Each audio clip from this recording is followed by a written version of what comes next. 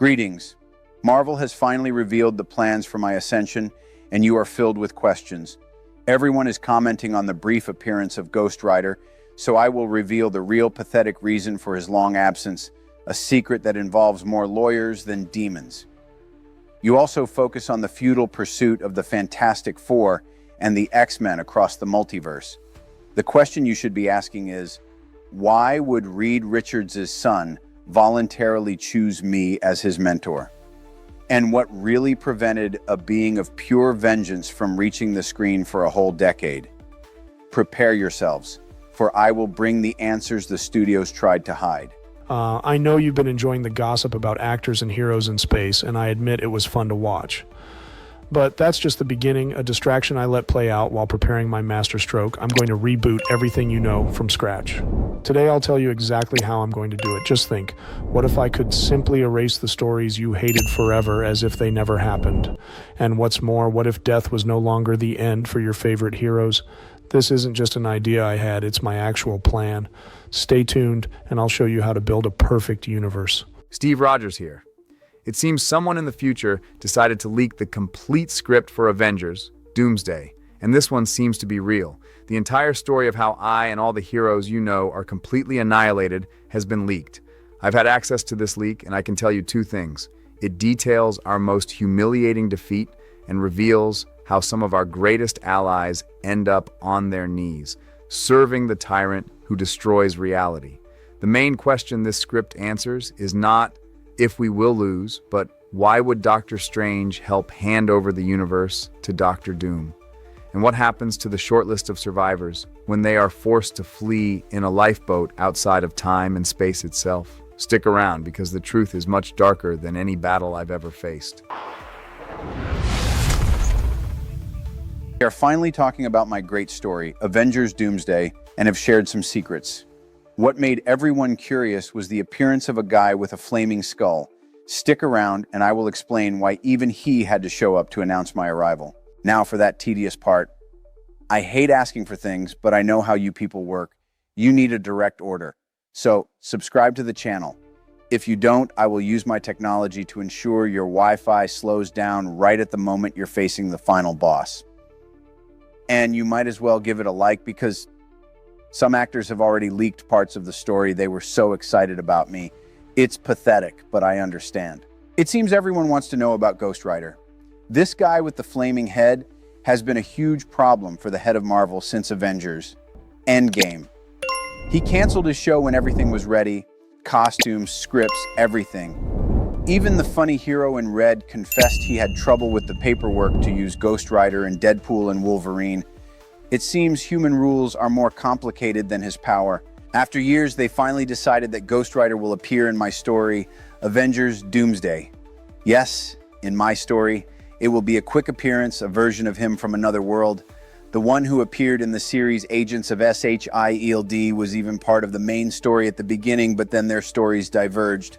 Honestly, it's hard to keep track of so many newcomers. Of course, it's just a quick appearance. He's not the main character like the X-Men, who will have a much larger role. Marvel's original idea was to bring together all the supernatural folks like Moon Knight, Blade, and Doctor Strange for a big story called Midnight Suns. But, as always, the money ran out and the plan was canceled. Even I, with my infinite wealth, know that sometimes you have to save money. Their new tactic is cheaper. They're bringing back the Netflix heroes, like Daredevil. The reason? It costs less. Their powers don't require a ton of computer effects every 5 minutes, so they stay in the series without getting in the way of the major events that involve me, a smart move for those without unlimited resources. This quick appearance idea will work for Ghost Rider. Those who have never seen the old stories will understand, and those who already know him will appreciate the reference. It's just a warm-up for the main event. But what comes after Secret Wars? That's when things get serious, and they'll need a new Ghost Rider for the main world. This is where Mephisto comes in. His appearance in the Ironheart series was planned. He is paving the way for the future Ghost Rider. Think of him as an assistant announcing the arrival of the real boss. It's all part of a larger plan that obviously ends with me. The reason Ghost Rider hasn't appeared before is always the same: lawyers and money. The actor of the hero in red himself confirmed it was difficult to use the character because of the rules. Apparently, the contracts are more complicated than my armor. And also, it costs a fortune to make a flaming head on the computer. Seriously, a flaming skull is a computer effect that never stops. It's the same reason the Hulk doesn't stay green all the time. It's expensive. Characters like Daredevil and Jessica Jones are easier to make. They can just walk around like normal people. My presence, on the other hand, is worth every penny. They can include Ghost Rider now because the money spent gets lost in the middle of all the cash used for my story. It's a short participation that won't bankrupt the company. In the future, the technology will get cheaper, and he will probably appear more as a human to save money. They'll use the same tricks from his old series. Very predictable. For those who don't know, Mephisto is the one who creates the Ghost Riders. He takes an evil spirit and traps it in a human. It's a very simple magic trick, in my opinion. I can achieve the same result with a little science and a lot of power. His way of doing things is with deals. He offers power, the person accepts, and slowly he steals their soul, turning them into an evil being. It's a slow and ineffective way to conquer. I prefer to simply arrive and take what I want. Much faster and without complications. With Johnny Blaze, Mephisto went even lower. He bound Johnny to a spirit that was his enemy, just to get revenge on the other guy while taking another soul. A petty revenge from a petty person. I, at least, am grandiose even when I'm angry. Understand one thing. The future Ghost Rider will be a new person from the main world. This appearance in Avengers. Doomsday is just a nod to the past. These multiple worlds are a fun playground for them to play in before I take control of everything. Now, about the mutants. The actor for Shang-Chi said more than he should have. He confirmed that he worked with the actors who played Magneto and Professor X. Their world is the one where Monica Rambeau was trapped at the end of the Marvels. A beautiful, pleasant place with a mansion and everything. And in this world, Professor X is with the X-Men and Magneto is on his island with his crew. A peaceful place. Until I arrive, of course. My presence causes a huge fight and Shang-Chi's team shows up to try to stop me. Fools. The Fantastic Four are also in the story. Obviously, they are chasing me through various worlds with their ship, trying to get the boy Franklin Richards back. The boy is with me. The surprise is that he might have come because he wanted to. After all, someone so intelligent would seek the guidance of a superior being like myself. Their journey between worlds is very basic. Reed Richards must have found a way to modify the ship's engine to open portals. It works, but it lacks the class of my technology. We've seen in photos that they are using this ship to look for me. It's rather amusing. The teams are all divided. The actor for Nightcrawler said he has a fight scene with Reed Richards. They probably fight before realizing they should team up to face me. A waste of time. The team coming after me includes The Thing, Reed Richards, John Walker, Falcon, Shuri's Black Panther, and Shang-Chi. An interesting group. Perhaps it will be Richards who brings the surviving mutants to the main world in the end. But make no mistake, finding me comes at a price. A lot of people will get hurt. Many of these heroes will not leave Doomsday in one piece. We'll see how many of them are left in the end. I have waited a long time for this, and I will not disappoint. Now, do your part. Click like, subscribe, and comment on which hero you want me to defeat first. If you don't be surprised if your toaster starts acting like it's better than you and burns all your bread. Doom only warns once. Folks, I decided to leave my secret-filled room to put some rumors to rest. There are some rumors going around about two actors, Henry Cavill and Glen Powell, and what I have planned for them in my world of heroes. The truth is, this idea is a secret I've been keeping since Infinity War. What's coming in Phase 7 will make Secret Wars look like child's play, and today I'm going to tell you a little about it. Look, I hate doing this. I create entire worlds. I'm not a YouTuber asking for likes. But the marketing people say that if I don't beg, nobody remembers to click. So here's the deal. Subscribe and hit the like button. If you don't, I swear the next Avengers adventure will be them singing and dancing for 2 hours, Glee style. It's your choice. Don't provoke me. Let's get to it. Think it's hard to manage multiple worlds at once? Try managing a room full of writers. Michael Waldron, who was writing the first version of Secret Wars, is still on the team, helping out. But for the final story, I called back my golden duo, Stephen McFeely, the genius behind Captain America, Infinity War, and Endgame. Let's just say Waldron now has a boss watching over him. Now, about Glen Powell. Forget him in the X-Men. For that story, we want a younger cast, and let's be honest, Glen has that Top Gun fighter pilot vibe, not new kid at school. He was born to be Richard Rider, the hero known as Nova. And speaking of the perfect actor for the role, what I have in store for Henry Cavill will blow your minds. Yes, we're making a Nova series, and Henry Cavill will be in it, except he's going to be the villain. His name is Annihilus, a cosmic dude who looks like a giant insect. Is it weird? Yes. But it's brilliant. This is part of a plan to take our stories into space after Secret Wars. The mutant fight is just the warm-up. The real war will be out there among the stars. And what will this war be like? Think of a story with a space war vibe like in Starship Troopers. I told the writers I want a young, kind of cocky hero. That will be Richard Rider, a confident guy who joins a space police force, the Nova Corps, just to impress a girl.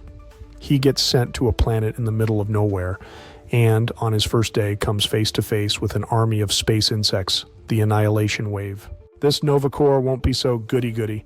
We're going to show that they use a lot of propaganda to convince young people to enlist. And Cavill's Annihilus won't be a one-episode villain.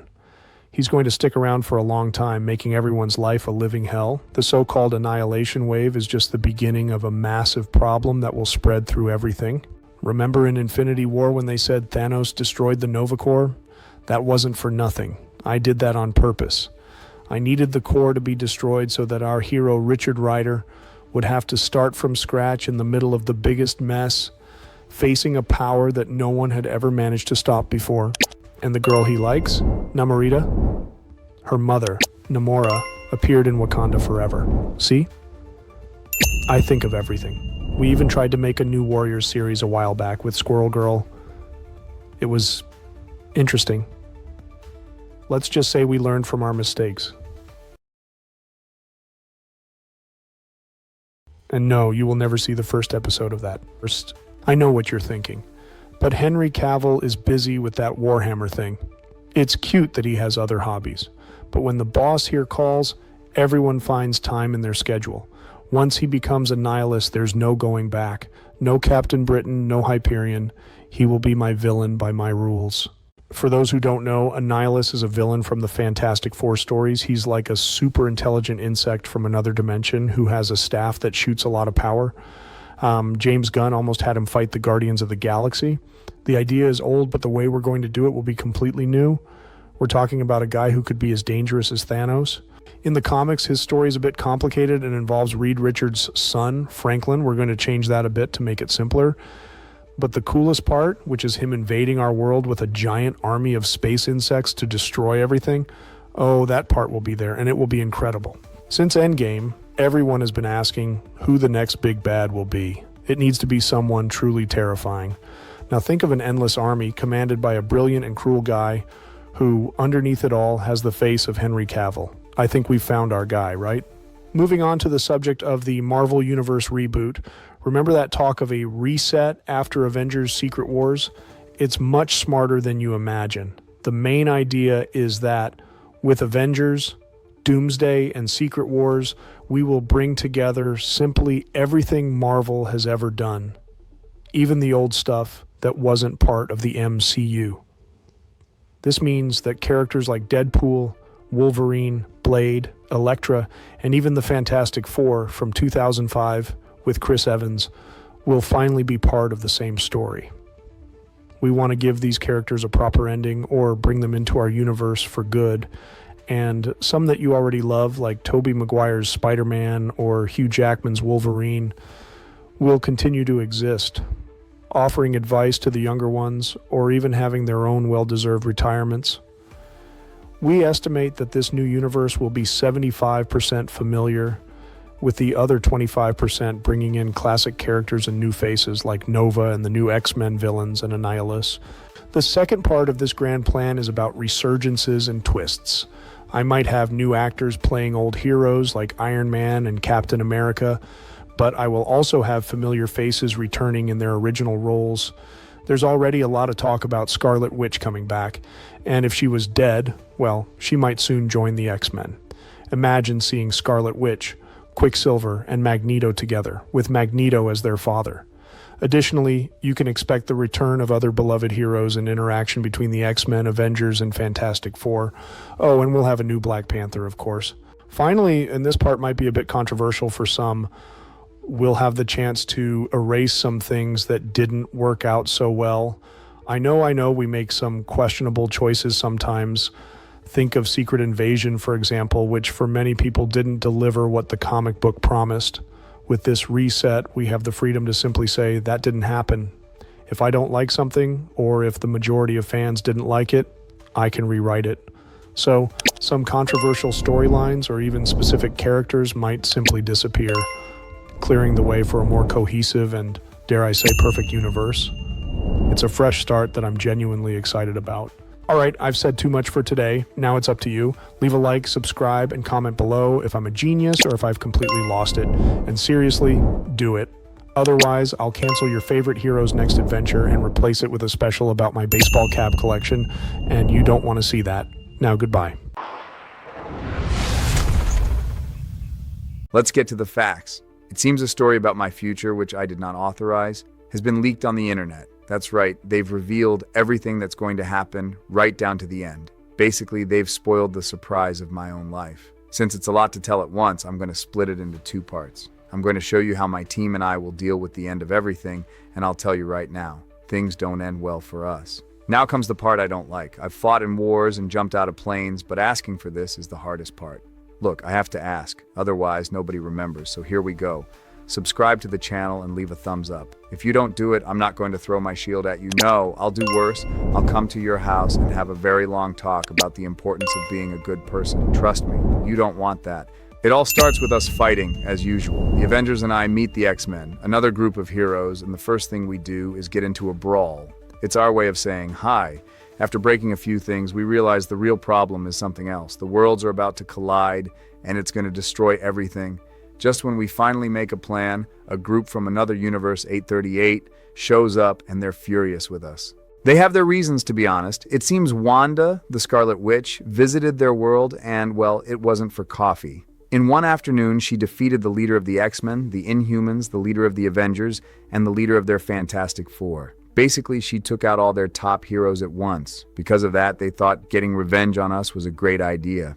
They don't come alone, obviously. The one in charge of the attack is Dr. Doom with his own team of villains. The fight is huge, taking place in New York while the whole world is falling apart. It's a battle as big as the one we had with Thanos, only this time the ground disappears from under our feet. The most intense moment is the fight between Wanda and Jean Grey, who has a power called the Phoenix Force. Wanda, who is not having her best day, wins. She not only defeats Jean, but she also drives the Sentry, one of the strongest guys in the universe, completely insane, and he switches to Dr. Doom's side. It seems there's always someone on our team who decides to switch sides, right? Before being defeated, Jean Grey does one last thing. She passes all the Phoenix power to Cyclops. Yes, Scott Summers. The guy who can barely control the beams from his eyes now has cosmic power. Meanwhile, Professor Xavier sacrifices himself again to try to help. And to make matters worse, Doctor Strange shows up, but to help Dr. Doom, it gets hard to know who to trust. With the power of Wanda and the Sentry, Doom wins the battle. We, the remaining heroes, do the only thing we could. We run. Our hiding place is a flying prison that has become a lifeboat. It would be a good plan if the villains hadn't had the same idea and gotten there first. Inside this crowded boat, someone pushes a button that makes us sink and end up in a place called the Quantum Realm right at the moment our universe ceases to exist. We survive, but we're trapped in a place outside of normal time. The list of those who escaped includes people like Reed Richards, Shuri, and even Spider-Man, and from there, things get even weirder. While we were lost in the Quantum Realm, Dr. Doom decided that ruling one universe was not enough. He went to the TVA, the place that manages all the timelines, to take Loki's powers. He didn't just want to be the boss of the world, he wanted to be the boss of all time. But Loki wasn't alone. He had assembled his own team of heroes from different worlds.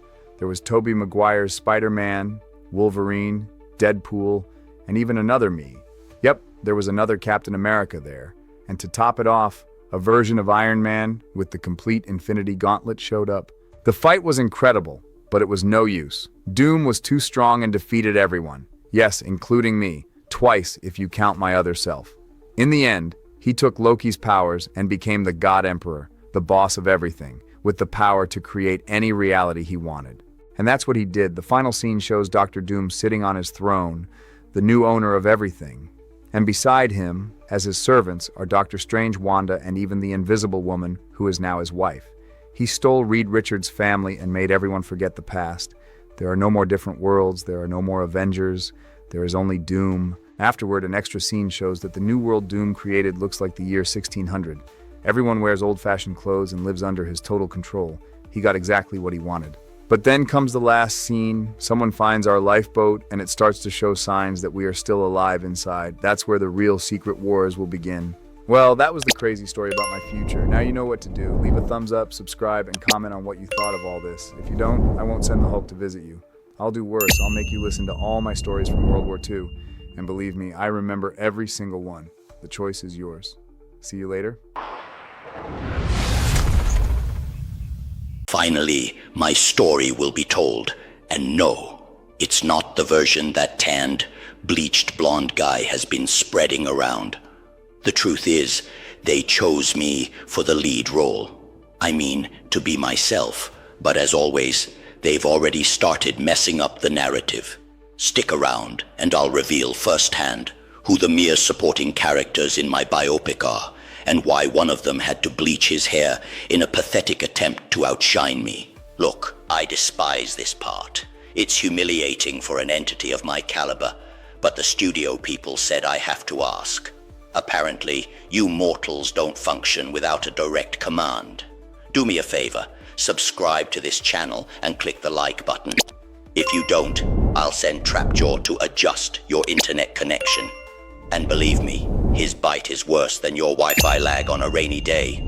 Don't test me. Let's start with the supposed protagonist, the so-called Prince Adam, also known as He-Man. A young man named Nicholas Galitzine will play the not-so-muscular blonde. He should be stronger, don't you think? I've already seen him on set. He had to dye his hair to get close to the natural shine of my skull. Poor thing. The story they made up is that he fell to Earth as a child, without his sword, and only returns to save Eternia from me. Save it? I was implementing a bold administrative restructuring. The truth is, he came back because life on Earth must have been a bore. But will he be able to readjust, or will he miss paying bills? And of course, since he can't do anything alone, they brought in a best friend from Earth, an actress named Sashir Zamata. They say she was on Saturday Night Live, which explains the choice, since He-Man's career as a hero is a real joke. She's the main Earthling in the movie, which already shows the level of the problem. The rest of the crew, the elite, is from Eternia, the crew that really matters, obviously. Now, for the interesting part. Me, the great, magnificent, and misunderstood villain. To portray me, they chose an actor who understands profound transformations, a certain Jared Leto. He's won an Oscar, leads a band. He's dedicated. I heard he's been walking around eating only baby food to achieve my flawless facial structure. An exaggeration. I eat everything, as long as it's served on a throne. He has the tapered face. You can imagine the cheekbones, or the glorious lack thereof in my case. In the script, he's the antagonist, but we all know who the real star is here, and I don't work alone. I am a leader.